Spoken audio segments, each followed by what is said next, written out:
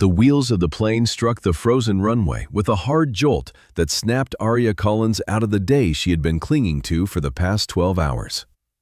Outside her window, the world of Snow Ridge stretched in a silent sweep of white rooftops and frosted pine trees glinting under the pale winter sun. It looked peaceful, almost untouched. Nothing like the battlefield of memory she had spent 8 years running from. Her fingers tightened around the leather handle of her suitcase as a tremor worked its way through her arm. She had told herself this trip was temporary, practical, responsible. But stepping foot here again felt less like coming home and more like willingly walking back into a fire she had barely survived the first time.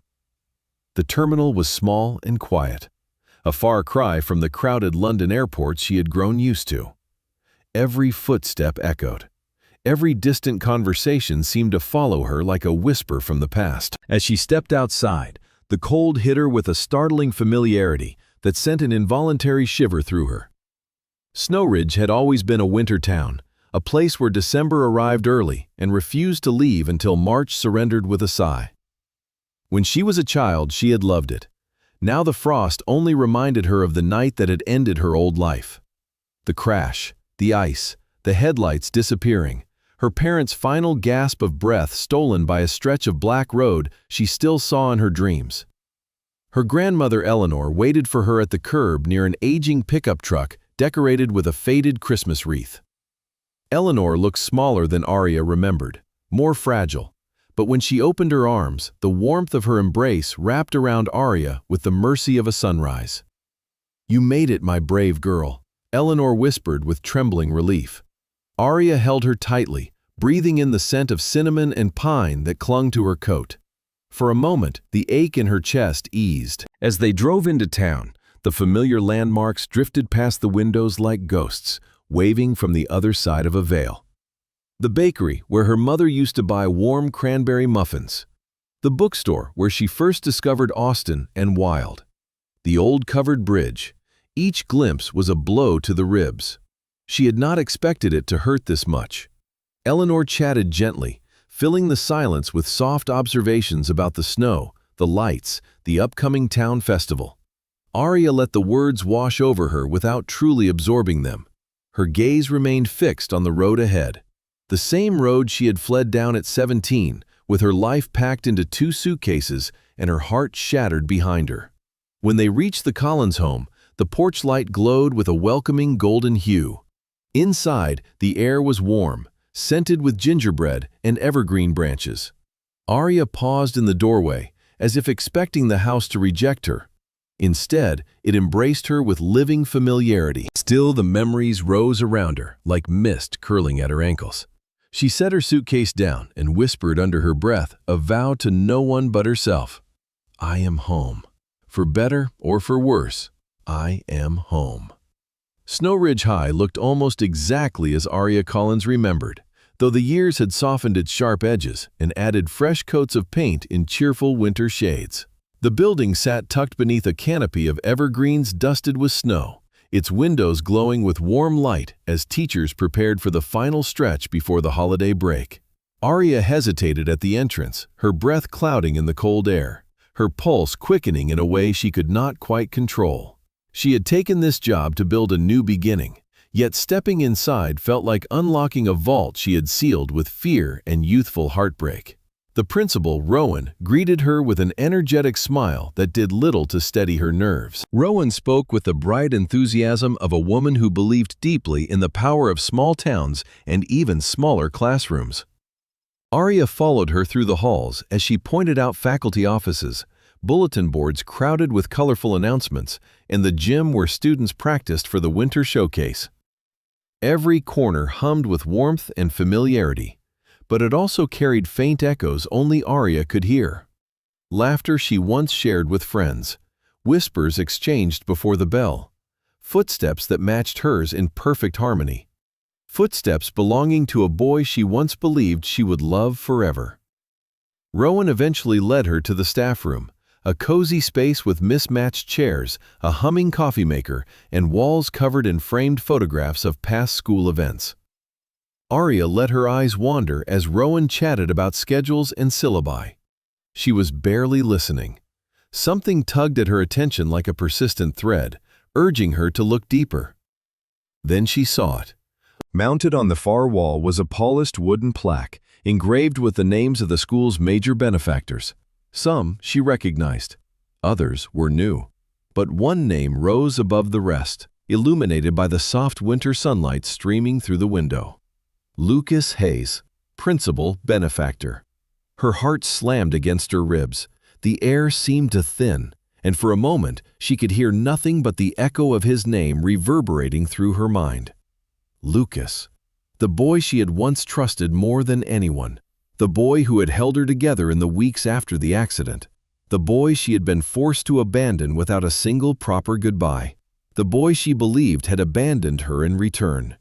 Rowan noticed her silence and followed her gaze. "Ah, yes," she said with pride. "Our guardian angel. Lucas saved this school 2 years ago when funding collapsed. Quite the miracle worker. Still lives here in town, too. Successful. Generous. Private, though. Very private." Arya tried to steady her breathing, but her pulse refused to calm. Lucas was still here, not just surviving, thriving, guarding the very halls they once walked together. She felt the floor tilt beneath her feet, her legs suddenly unsteady. The world she thought she knew twisted in a single breath. As Rowan continued talking about budgets and committees, Arya nodded numbly, her thoughts spiraling. She had returned home to heal old wounds. Instead, she had stepped into a living reminder that the past she thought she left behind was very much alive. And tomorrow she would have to face it, face him, the boy she once loved, the man he had become. Only one thought circled in her mind like a whispered warning: she was not ready. The next morning unfolded in a blur of nerves and restless energy. Arya Collins arrived early, hoping the quiet halls of Snow Ridge High would give her space to breathe. Instead, every sound felt amplified: the shuffle of papers, the squeak of sneakers on linoleum, the distant murmur of students arriving. All of it thrummed around her like a warning drumbeat. Today, she would see him. Lucas Hayes. 8 years of silence and imagined closure would be shattered in a single encounter. She stood in her new classroom, unpacking a box of books, trying to distract herself with the comforting scent of old pages. The winter light poured in through the tall windows, casting pale reflections on the glossy floor. She was arranging copies of her favorite novels on a shelf when she heard footsteps in the hallway.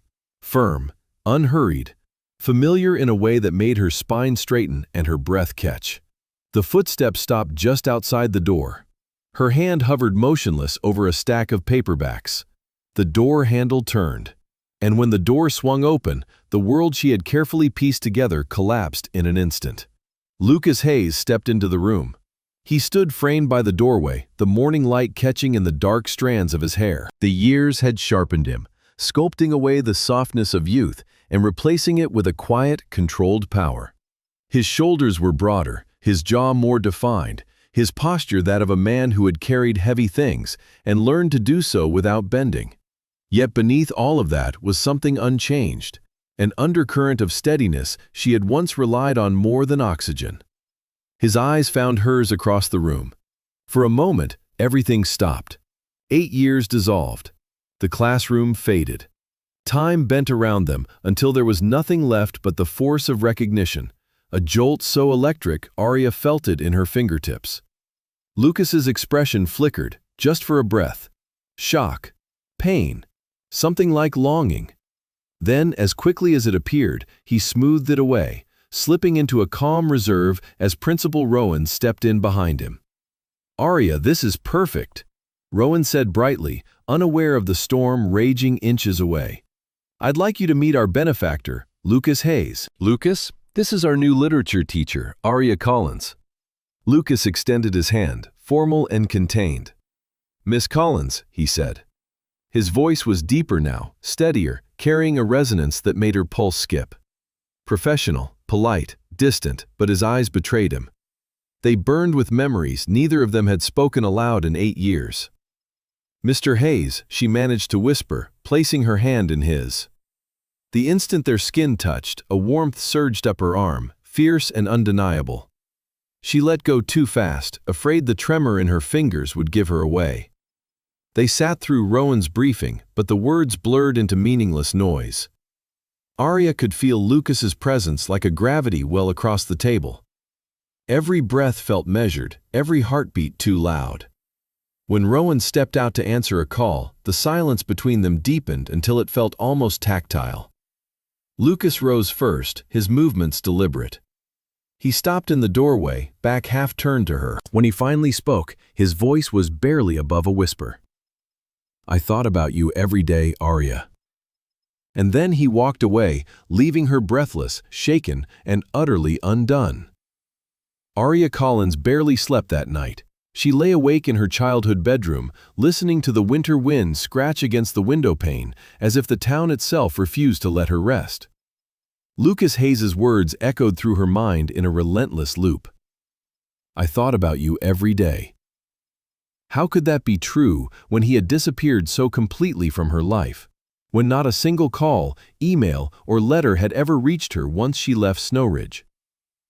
By morning, the question had burrowed deep enough to become a weight in her chest. She carried it with her as she moved through the quiet kitchen where her grandmother Eleanor prepared tea with slow, careful motions. The house smelled of peppermint and pine, but even the holiday warmth could not thaw the cold knot tightening inside her. "Arya, honey, you look pale," Eleanor said softly as she set a mug in front of her.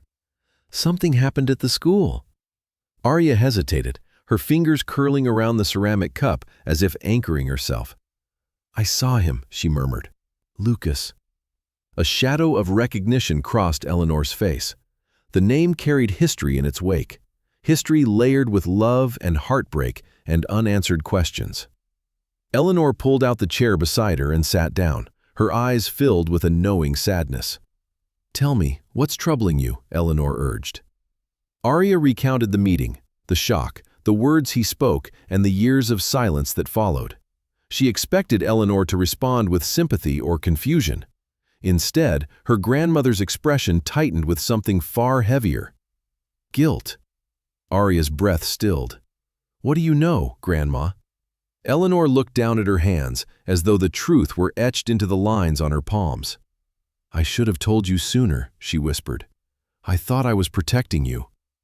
I thought you needed to move forward in England without being pulled back, but I was wrong. I see that now." Arya's pulse quickened. "Told me what Eleanor inhaled shakily. Your Aunt Melissa and your Uncle Grant did more than move you overseas. They intercepted Lucas's calls, every letter he sent, every attempt to see you. They told him you needed space, that you wanted a clean start, and they told you he never reached out." The room seemed to tilt. Arya gripped the edge of the table as a wave of disbelief and betrayal swept through her. "That cannot be true. Lucas would have tried. He would have come for me. I always believed he didn't want to." "He did," Eleanor said softly. "He fought for you in every way he could until they made him believe staying away was the only way you could heal." Arya pressed her hand to her mouth, her heart racing with a mix of grief and fury. 8 years. 8 years of pain built on a lie someone else had chosen for her. She stood abruptly, her chair scraping across the floor.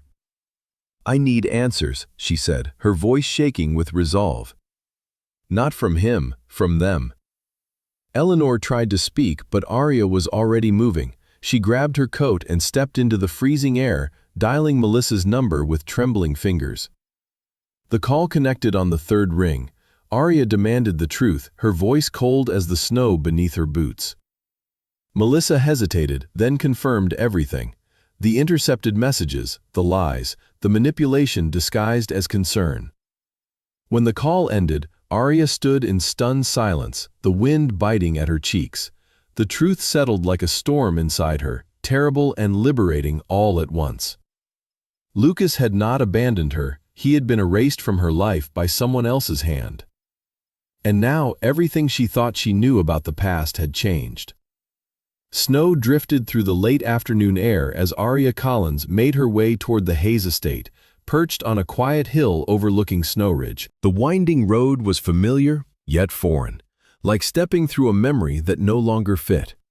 She had spent the morning grappling with the truth uncovered from her aunt and uncle, each new realization cutting deeper than the winter wind. Lucas had not abandoned her. He had been pushed away, stolen from her life through calculated silence, and now the truth pulsed through her with a trembling urgency. She needed to see him, to speak, to explain everything she never had the chance to say. The Hayes estate emerged through layers of white pine and snowfall, a blend of rustic wood and modern glass that reflected the fading daylight. Warm lights glowed from inside, casting a gentle amber hue across the snow-covered ground. Arya climbed the steps, her breath visible in uneven clouds as her heart beat a desperate rhythm against her ribs. She hesitated only a moment before raising her hand to knock. Before she could, the front door swung open. Lucas stood there looking sharper than when she last saw him, dressed in a dark sweater and winter coat, as if he were preparing to leave. But he froze the moment he saw her. Surprise flickered in his eyes, followed swiftly by something deeper, a guarded tenderness that made her breath falter. "Arya," he began, voice low. But footsteps echoed behind him. A tall, elegant woman approached from inside the house, blonde hair falling over a tailored coat. She carried a folder tucked under one arm and wore a confident smile that suggested long familiarity. Without hesitation, she leaned in and pressed a gentle kiss to Lucas's cheek. "I'll finalize the contract tonight, Lucas," she said warmly. "You were right about the leverage point in Section 9. Sterling Capital will fold." Arya's heart stopped. Lucas's expression shifted, but he did not immediately step back or explain. The woman turned, then finally noticed Arya, her smile tightening but remaining polite. "Oh, hello. I didn't realize you had company." Lucas opened his mouth, but the words were too slow. Arya's lungs burned as the misunderstanding struck with brutal force. The warmth between Lucas and this woman, the kiss, the casual intimacy, the way she spoke his name with practiced ease, every part of it clawed at the hope Arya had spent the day desperately piecing together. She forced her voice into something steady. "I'm sorry. I didn't mean to interrupt." She took a step back. "I should go." "Arya, wait," Lucas said quickly, taking a step toward her. "This isn't—" But she was already retreating down the steps, her boots slipping slightly on the icy ground. She kept her gaze fixed forward, ignoring the rising pressure behind her eyes. Snow fell harder now, blurring the lights of the estate into shimmering streaks. She walked faster. Then faster still. Behind her, Lucas called her name again, but she could not bear to turn. Not when the truth and the lie tangled so painfully together. Not when the image of him with someone else pressed like a blade against her ribs.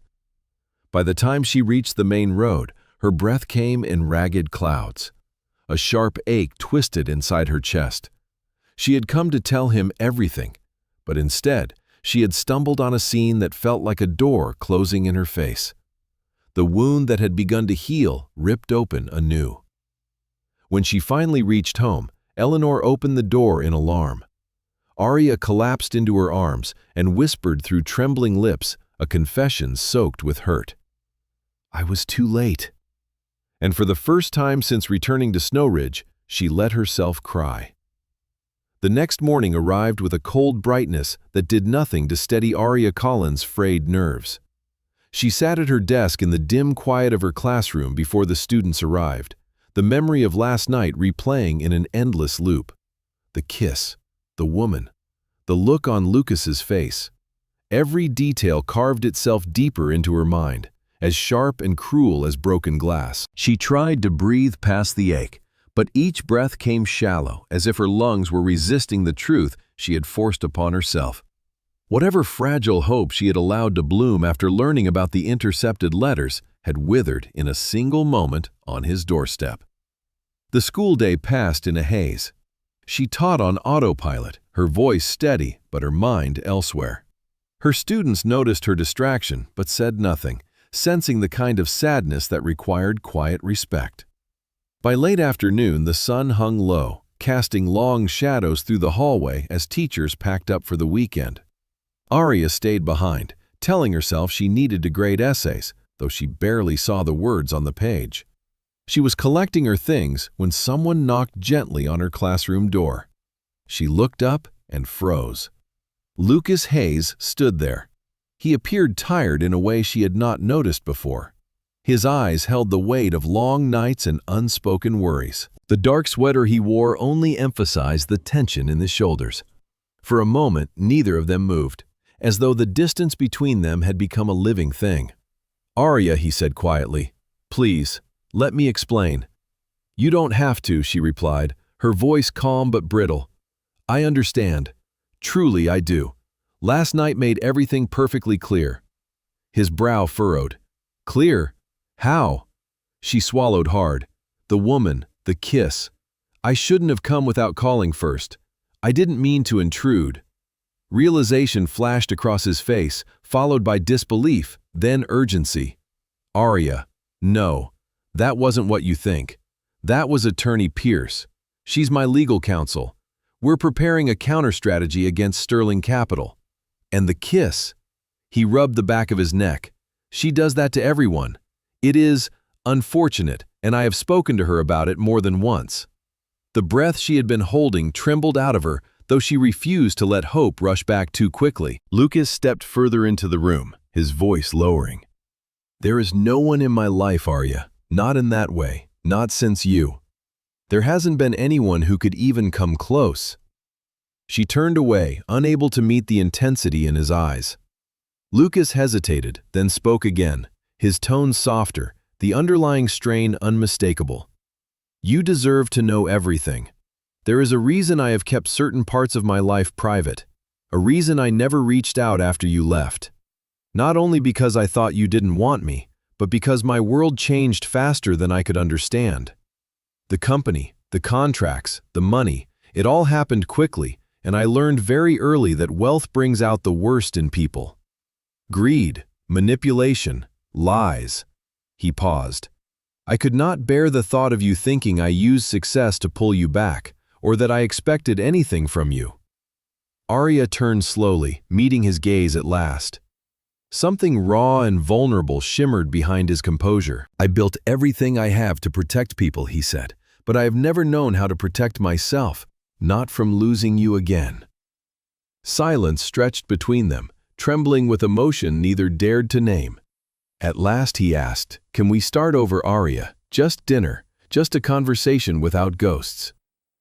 She hesitated one breath, two, then finally nodded.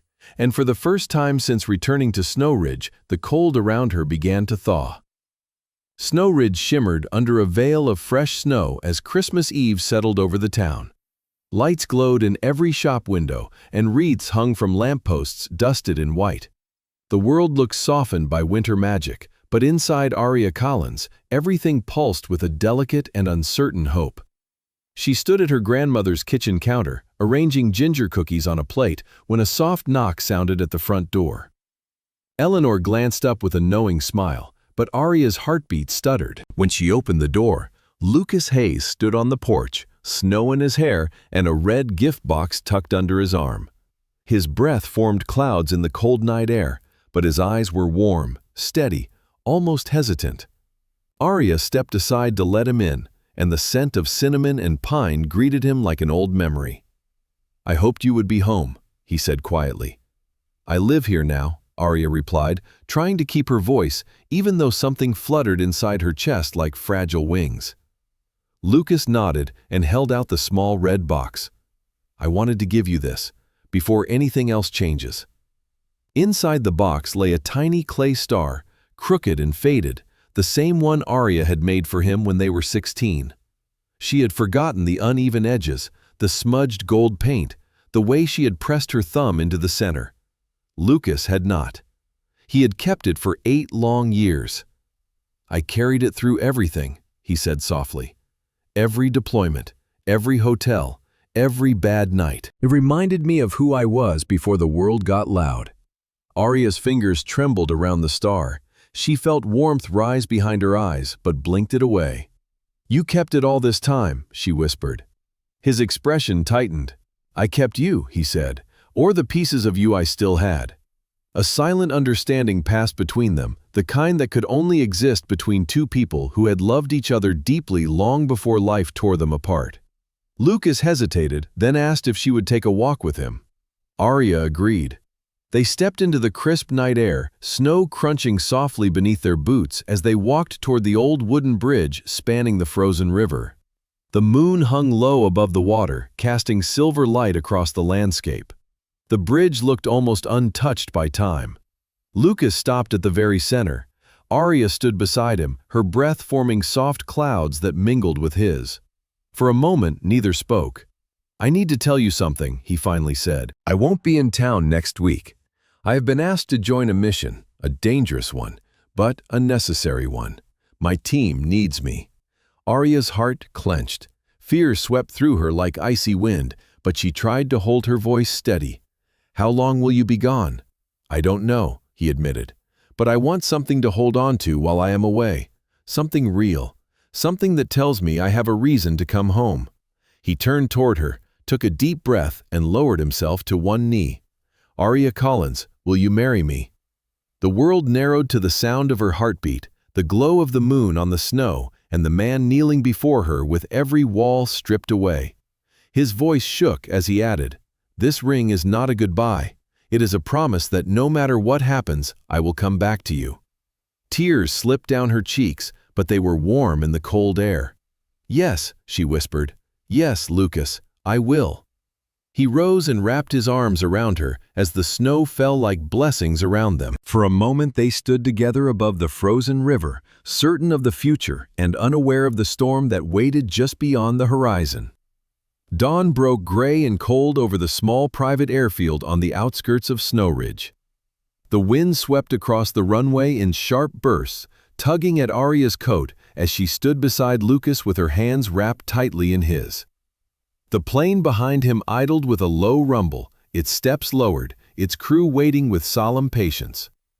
Everything about the morning felt muted, as though the world itself was holding its breath. Lucas brushed a thumb across her cheek, memorizing the shape of her face as if he feared it might fade from his memory. "I need you to remember something," he said quietly. "No matter what happens, I am coming back. You are my home now." Arya swallowed hard. Her chest felt both full and completely hollow at the same time. "I trust you," she whispered, though her voice trembled with fear she could not hide. He took a step closer, pulling her into the warmth of his embrace. His heartbeat thudded against her ear, strong, steady, and real. When he finally pulled back, his eyes carried that fierce, unwavering resolve she had always known. "There is one more thing," he said, his tone shifting into something heavier. "My lawyers are aware of what I want. If the worst should happen, everything I own, everything I have built, it goes to you, all of it." Arya's breath caught. "Lucas, no, please don't talk like that." "I have to," he insisted. "I have to know that you will be safe, that what I've built will be in hands I trust. But listen to me. I will come back. I always do." He held her face between his hands and kissed her with all the love he could give in a single moment. It was slow, desperate, reverent, a kiss that felt like both a promise and a confession. When he pulled away, his forehead rested gently against hers. "I love you, Arya, more than my own life." The final call for boarding echoed across the airfield. Lucas exhaled a shaky breath, kissed her once more, and forced himself to turn away. Arya watched him walk up the metal steps, her body trembling from the cold and the fear twisting inside her. He hesitated at the top of the stairs, turning back to look at her one last time. His eyes held everything he could not say aloud. Then he disappeared into the plane. The aircraft began to roll forward. Arya stood rooted to the ground, her fingers clutching the ring he had placed on her hand. The plane lifted off the runway, rising into the pale sky until it became nothing more than a shrinking silhouette swallowed by clouds. Silence fell over the airfield long after the engines faded. Arya finally turned away, tears slipping down her cheeks as she whispered to the empty sky, "You promised. Come back to me." The weeks that followed were a blur of restless nights and hollow days. Arya clung to routine, teaching her students, pouring herself into lesson plans and evening dinners with Eleanor. But every vibration of her phone, every knock on the door, sent her heart racing with dread or hope she could not control.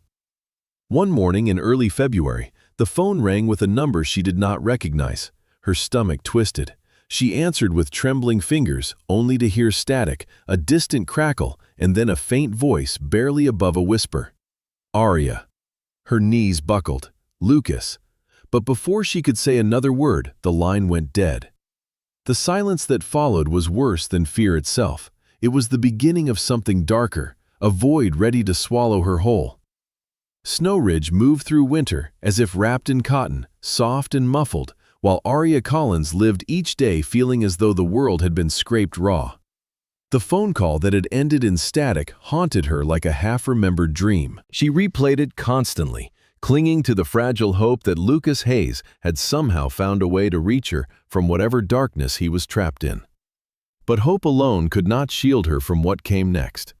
On a bleak February afternoon, as she taught her students about metaphor in The Great Gatsby, the classroom door creaked open. Principal Delaney stepped inside, her face pale, her posture stiff with dread. Arya knew instantly. Her body went cold, her chalk snapping in her fingers. "Miss Collins." Principal Delaney said gently, "You need to come with me." The walk to the office felt endless. Her heartbeat echoed loud and distorted in her ears. The room waited for her like a verdict. 2 soldiers stood inside, dressed in immaculate formal uniforms, their expressions carved from stone. One stepped forward, removing his hat. "Miss Collins," he said, "I am Colonel Reeves. I am here regarding Sergeant Lucas Hayes." Her knees nearly gave way. She clutched a chair to keep herself upright. "No, please, no." "There was an incident during the operation," Colonel Reeves continued, his voice steady but weighted. "Sergeant Hayes's team was ambushed. Several casualties were confirmed." He paused, allowing the words to settle like ice in her veins. "Sergeant Hayes's current status is unaccounted for. He is officially missing in action." The 3 letters hung in the air like an execution. MIA, not alive, not dead, suspended in agonizing uncertainty. Arya shook her head, unable to speak. The officers offered condolences, procedural explanations, and promises of ongoing searches, but she heard none of it. By the time they left, the room felt smaller, suffocating, as if the walls themselves were closing in. Snow Ridge rallied around her in quiet compassion. Neighbors brought warm meals. Eleanor stayed at her side every night, pushing cups of tea into her hands she could not hold steady. The church organized vigils. The town lit candles in their windows. But grief isolated her more than any physical distance. She fell asleep clutching Lucas's jacket and woke with the phantom echo of his voice in her ears. Then, a week later, a black car pulled up in front of the house. A polished man in a tailored suit stepped out carrying a thick leather briefcase. "Miss Collins," he greeted somberly. "My name is Jonathan Keene. I am Lucas Hayes's attorney." Arya's stomach twisted. She invited him in on trembling legs. Jonathan explained carefully that Lucas had prepared contingency plans before leaving. Should he be declared missing for more than 30 days, full legal control of the Hayes Group, including its global security conglomerate, and the majority voting shares would transfer to her. Arya stared at him, stunned. "I don't want it," she whispered. "I want him." "I understand," Jonathan said sincerely, "but the board is pressuring for a sale. Without Lucas, they believe the company risks instability." Arya felt something inside her harden, a cold, fierce spark lighting beneath the grief. Lucas had built his empire from nothing. His work was not just business, it was purpose, carved from sacrifice. She would not allow it to be carved apart by opportunists. "They are not selling," she said, her voice low but unshakable. "I will stand for him. I will protect what he built until he comes back."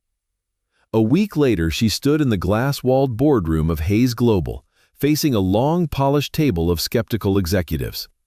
They whispered among themselves, judging, calculating, waiting for her to fail. Her phone vibrated. She almost ignored it, but something deep in her chest urged her to look. "Unknown number," she answered. Static, a faint broken crackle, then a voice barely there but unmistakable. "Arya." Her breath shattered. "Lucas." The line went dead, leaving her trembling in the center of the room, surrounded by men who suddenly no longer mattered. Because she knew he was alive. Spring crept into Snow Ridge reluctantly, bringing slivers of warmth that felt at odds with the cold weight Arya carried inside. Every day she divided herself between two impossible worlds.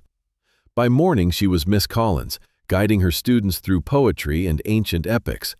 By evening she was acting chair of Hayes Global, wrestling corporate predators who circled the company like vultures. And by night, she was simply a woman in love with a man the world insisted was gone.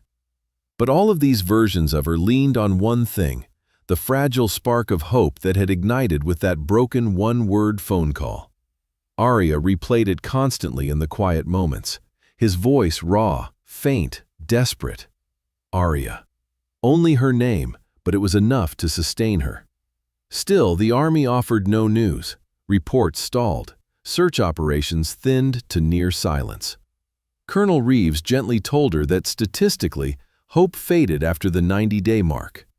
Arya refused to listen. She kept Lucas's ring on her finger, kept his jacket draped across her bed, kept his picture beside the classroom chalkboard. She protected Hayes Global with relentless resolve, as if every decision she made could keep him alive somewhere. But 3 months after his disappearance, the crushing phone call finally came. Miss Collins, Colonel Reeves said, his tone soft but resolute. Protocol requires the official declaration. Sergeant Hayes will be listed as killed in action. The words struck like a physical blow. Arya felt the world tilt. A cruel numbness washed through her. She sat in Eleanor's living room that night, clutching the pillow from Lucas's side of the bed, and whispered into the dark, "You promised. Come home." Days blurred into weeks. She returned to teaching because the silence in the house was unbearable. Standing before her students steadied her, even when the smallest things undid her. A familiar cologne on a passerby, a soldier's uniform on a poster, the hum of a helicopter overhead. But the hope inside her slowly weakened. She began to accept that maybe she had been wrong. Maybe the static-filled voice had been a hallucination, a byproduct of grief and exhaustion. Maybe Lucas truly was gone. Then came an ordinary Tuesday in June. The sun filtered through the classroom windows, and the students buzzed with restless anticipation for summer vacation. Arya wrote a line from the Odyssey on the chalkboard, her back to the class as she explained the fragility of human fate. Her voice was steady, her hand composed. Then something changed. Silence, absolute and unnatural. She stopped mid-sentence. The hairs on her arms lifted. Slowly, she turned. Every student sat frozen, eyes wide, mouths parted, staring toward the door behind her with an expression Arya had never seen in her life, a mixture of awe, shock, and disbelief. And then she heard it, Miss Collins. Her breath vanished. The chalk slipped from her fingers, clattering against the floor. She turned fully, and the world fractured. Lucas stood in the doorway, thinner, bruised, beard unkempt, shoulders tense as if bracing for attack, eyes tired and shadowed from horrors she could not imagine, but alive, very much alive. Arya's vision blurred as she choked on a sob. She did not walk, she did not pause. She ran, launching herself across the room, scattering papers and books in her wake, and flung herself into his arms. He staggered back from the force of her impact, then enclosed her in an embrace that spoke of months of fear and longing. He buried his face in her hair, trembling. "I came back," he whispered, the words breaking apart with emotion. "I promised I would come back to you." The classroom erupted into applause and tears and the stunned, joyous noise of teenagers witnessing a miracle. But Arya heard none of it. All she could hear was his heartbeat. Real. Alive. Home. The first days after Lucas's return felt like waking inside a miracle Arya feared might dissolve if she breathed too hard. She kept reaching out to touch him gently, fingertips brushing his arm just to confirm he was real. He stayed at Eleanor's house, recovering in the spare bedroom, his presence a quiet anchor that pulled the entire home into a new orbit.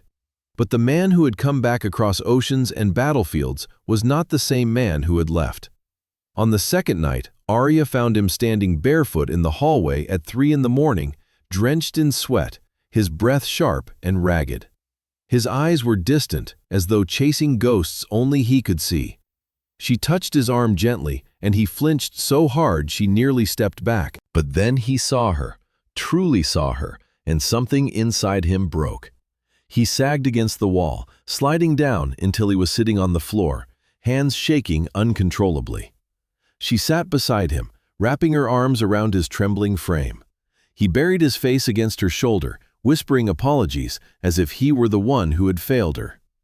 The nightmares continued. Loud noises made him tense.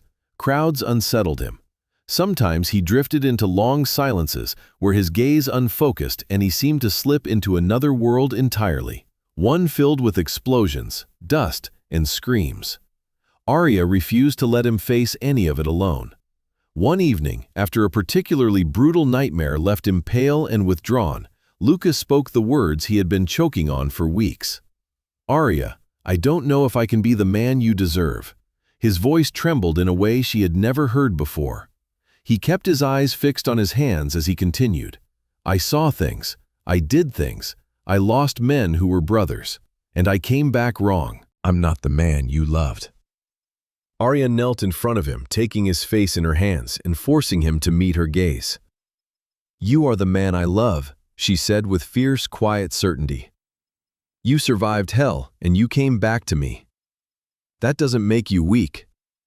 That makes you the bravest man I know. But you don't have to fight this part alone." She found a therapist in the city, one who specialized in returning veterans. Lucas resisted at first, driven by the stubborn self-reliance the military had drilled into him, but Arya refused to bend.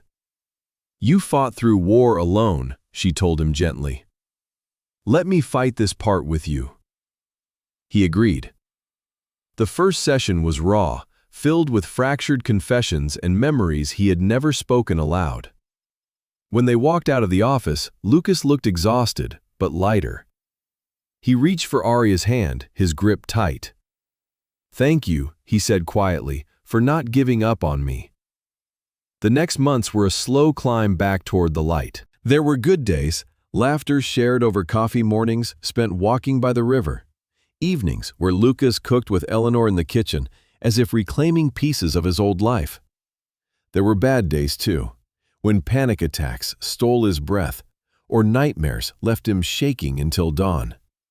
But through every step, Arya was there, holding him, grounding him, loving him.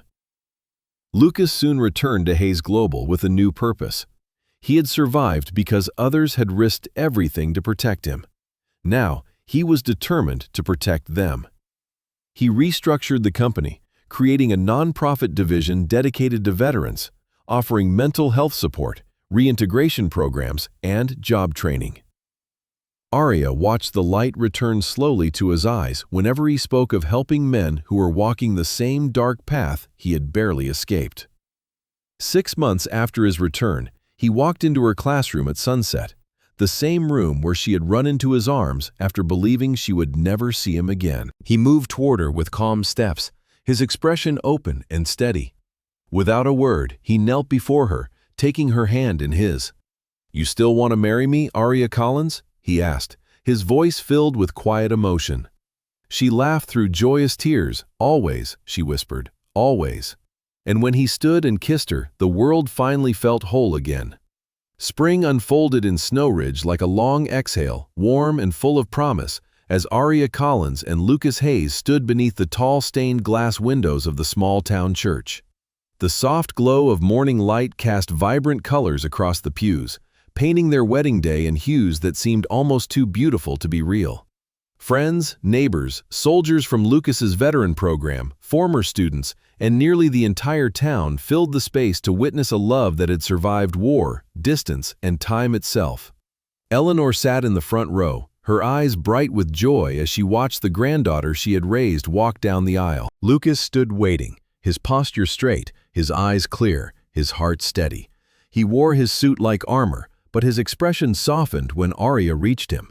When the minister asked him the question that mattered most, Lucas answered without a tremor in his voice. "I walked through hell to return to her. Yes, I do." The entire church seemed to inhale at once before erupting into tears and applause. Their kiss sealed not just a vow, but a homecoming, a restoration of everything that had once been lost. Life blossomed quickly in the months that followed. Arya and Lucas bought Eleanor's old house and restored it with care, preserving its warm wooden beams and familiar corners. The scent of pine and gingerbread returned to its rooms each winter, filling the space with new memories layered carefully atop the old. 2 years later, Arya stood in her classroom, erasing chalk from the board at the end of the day, her belly round with their second child. She moved with the gentle slowness of late pregnancy, smiling to herself as she thought about the baby kicking beneath her hand. The students had left for the afternoon, leaving behind the soft echo of their chatter. The door opened and Lucas stepped inside, holding a small bouquet of wildflowers. His smile was wide and boyish as he walked toward her. "Came to pick up my wife and my son," he announced.